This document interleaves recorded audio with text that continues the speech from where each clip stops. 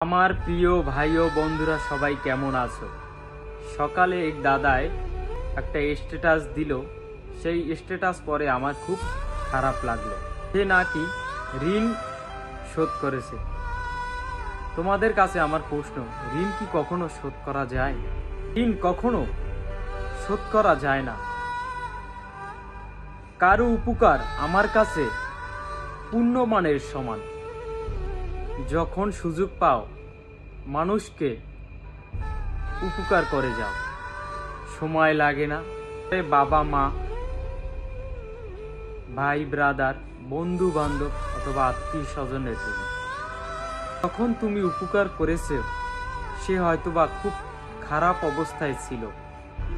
সময়ের পরিবর্তনে সে হয়তো তোমাকে উপকার করে দিল।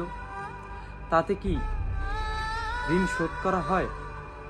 কোনো ঋণ কারো শোধ করা যায় না ভাই।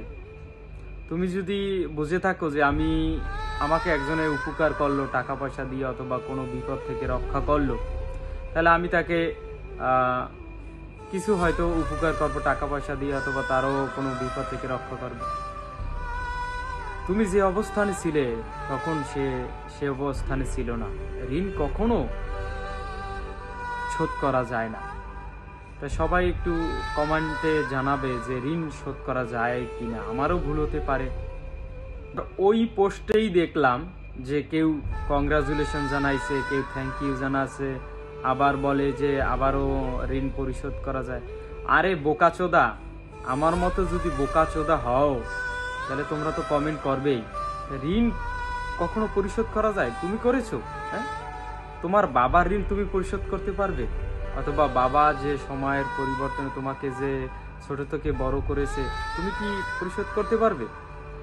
আমার মতো জ্ঞানহীন হও যদি বোকাচোদারা, তাহলে তোমরা পরিশোধ করতে পারবে। তাহলে হয়তো আমি খারাপ কথা বলেছি, আমাকে দৃষ্টিকোণ থেকে ক্ষমা করবে। যাই হোক, ভালো থেকো, সুস্থ থেকো, সুন্দর থেকো, বাবা মার প্রতি খেয়াল রাখো। এই শ্রদ্ধা জানিয়েই আজকের ভিডিও শেষ করলাম।